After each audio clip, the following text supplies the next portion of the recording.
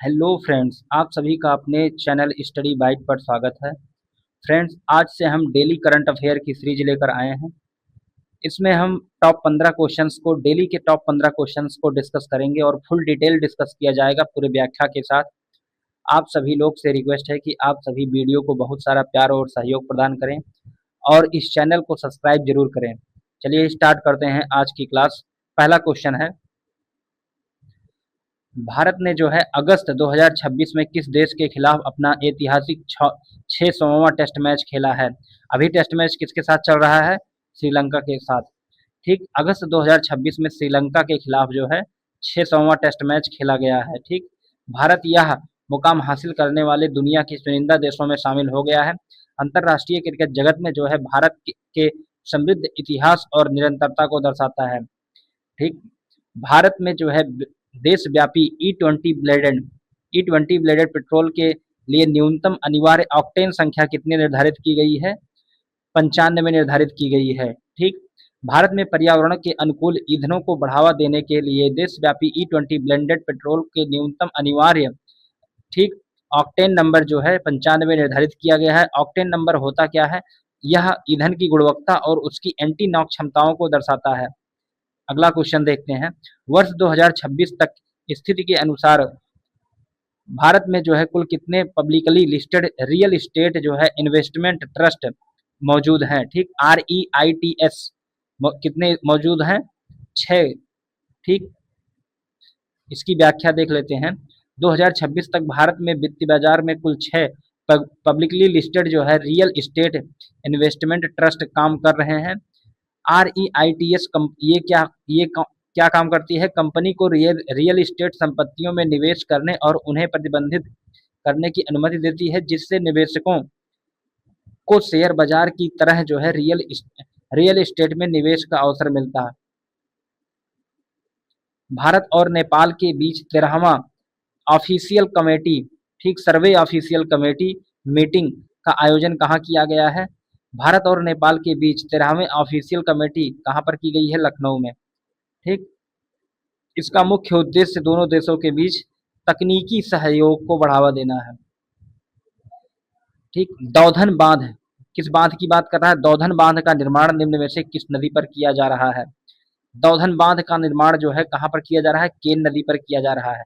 यह केन बेतवा नदी जोड़ो परियोजना का मुख्य हिस्सा है, जिसका उद्देश्य बुंदेलखंड कहाँ पर? बुंदेलखंड में पानी की कमी को दूर करने के लिए है और ये कहाँ पर बन रहा है? केन बेतवा नदी पर। यूक्रेन का प्रसिद्ध इजमैल पोर्ट किस नदी के तट पर स्थित है? कहाँ पर? यूक्रेन की बात कर रहा है। यूक्रेन का इजमैल इजमैल पोर्ट जो है डेन्यूब नदी पर स्थित है। ठीक, कहाँ पर? डेन्यूब नदी पर। यह बंदरगाह यूक्रेन में कृषि उत्पादकों के अंतर्राष्ट्रीय निर्यात के लिए अत्यंत महत्वपूर्ण और राजनीतिक व्यापारिक मार्ग है। ठीक, तो इसका आंसर क्या हो जाएगा? डेन्यूब नदी पर है इजमैल पोर्ट। हाल ही में अगस्त 2026 में भारतीय नौसेना ने 1943 करोड़ के अनुबंध के तहत किस ठीक रिमोटली पायलटेड एयरक्राफ्ट सिस्टम्स को लीज पर लेने का अधिकार समझौता किया है? ठीक, किस चीज की? रिमोटली पायलटेड एयरक्राफ्ट की बात कर रहा है। ठीक, इसको ध्यान देना। कौन सा है? 2 MQ 9BC ठीक 9C गार्जियन, तो इसका आंसर क्या हो जाएगा? 9BC गार्जियन है। ठीक, तो बी ऑप्शन सही हो जाएगा। चलो इसकी व्याख्या देख लेते हैं। रक्षा मंत्रालय ने जो भारतीय नौसेना की समुद्री निगरानी क्षमताओं को बढ़ावा देने के लिए अमेरिका स्थित जर्नल एटोनॉमिक्स एरोनॉटिकल सिस्टम्स GAASI के साथ एक अनुबंध पर हस्ताक्षर किया है। किसके साथ किया है?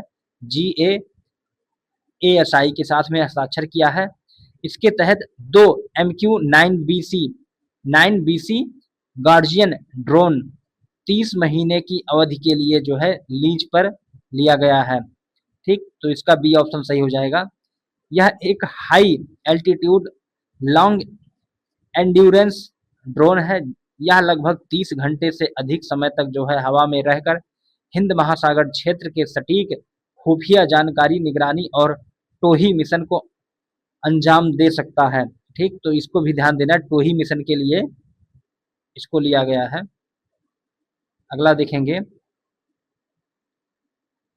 शरण्या नरहरि ने हाल ही में मुंबई में आयोजित चैंपियनशिप में किस श्रेणी में खिताब जीता है? ठीक, किसकी बात कर रहा है? शरण्या नरहरि किस हाल ही में मुंबई में आयोजित चैंपियनशिप में किस श्रेणी में खिताब जीता है? ठीक, तो गर्ल्स श्रेणी में जीता है। ठीक, महिला या गर्ल्स श्रेणी में ये दे दिया गया है। किस श्रेणी में?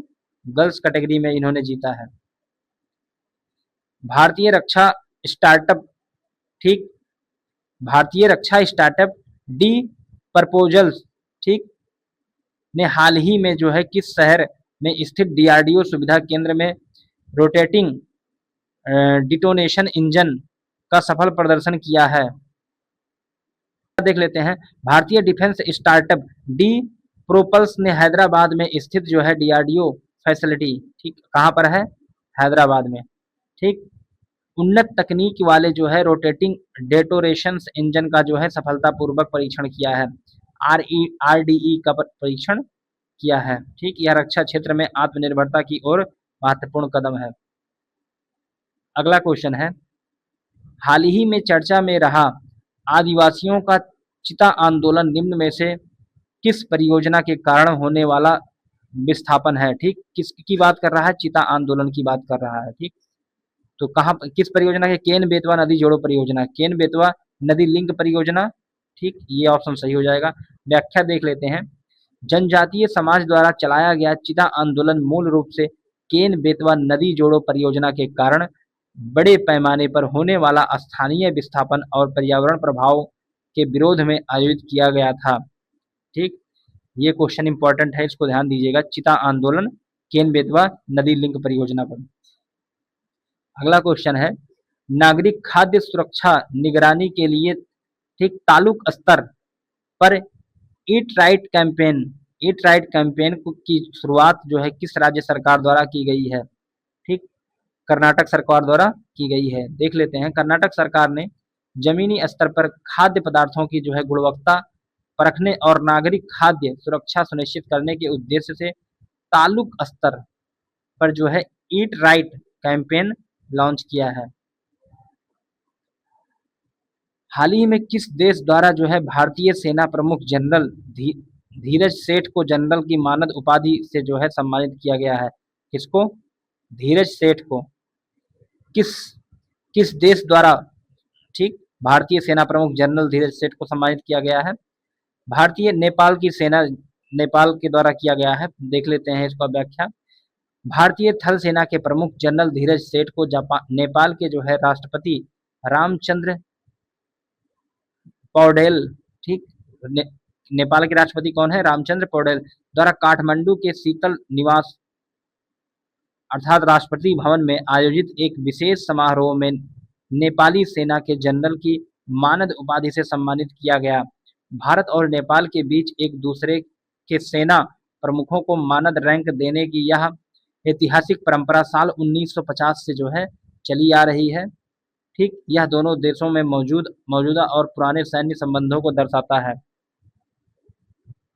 अगला क्वेश्चन है, United Nations Convention to Combat Desertification द्वारा जो है रेंजलैंड रिस्टोरेशन अवार्ड से किसे सम्मानित किया गया है? ठीक, किसको सम्मानित किया गया है? सुमेर सिंह भाटी को। सुमेर सिंह भाटी को किया गया है। देख लेते हैं इसकी व्याख्या, राजस्थान के जैसलमेर जिले के प्रसिद्ध पर्यावरणविद क्या है? कौन है ये? पर्यावरणविद हैं।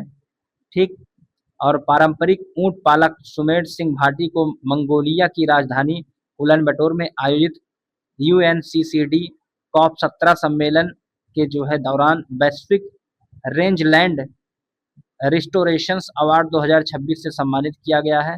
उन्हें यह पुरस्कार जो है थार मरुस्थल में लगभग 10,000 हेक्टेयर में फैले डेग रॉय माता ओरण के संरक्षण और पुनर्जीवन और जैव विविधता की रक्षा करने के लिए दिया गया है। ठीक, माता ओरण क्या है? पारंपरिक सामुदायिक घास का मैदान है। टेस्ट क्रिकेट में 350 विकेट लेने वाले 5वें भारतीय गेंदबाज कौन बने हैं? रविंद्र जडेजा बने हैं। ठीक। Star allrounder Ravindra Jadeja test cricket में जो है 350 विकेट लेने वाले भारत के 5वें गेंदबाज बन गए हैं। उन्होंने यह ऐतिहासिक उपलब्धि श्रीलंका के खिलाफ ठीक गॉल टेस्ट मैच के दौरान हासिल किया है। जडेजा से पहले भारत के लिए अनिल कुंबले ने 619, रविचंद्र अश्विन ने 537, कपिल देव ने 434, हरभजन सिंह ने 417 यह कारनामा कर पाया है। इसके साथ ही जडेजा टेस्ट क्रिकेट में 4000 से अधिक रन और 350 से अधिक विकेट लेने वाले कपिल देव के बाद दूसरे भारतीय ऑलराउंडर बन गए हैं। अगला क्वेश्चन है, मुंबई में आयोजित जूनियर ब्लिट्ज चेस चैंपियनशिप ठीक की ओपन कैटेगरी में किसने स्वर्ण पदक जीता है? इस क्वेश्चन को मैंने लास्ट में रखा है, आप लोग को एज ए टेस्ट के रूप में इसका आंसर आप लोग बताएंगे। ठीक, और इसी के साथ ये भी क्लास आज यहीं ख़त्म होती है। आप सभी लोग इस वीडियो को लाइक करें, शेयर करें और चैनल को सब्सक्राइब जरूर करें। धन्यवाद।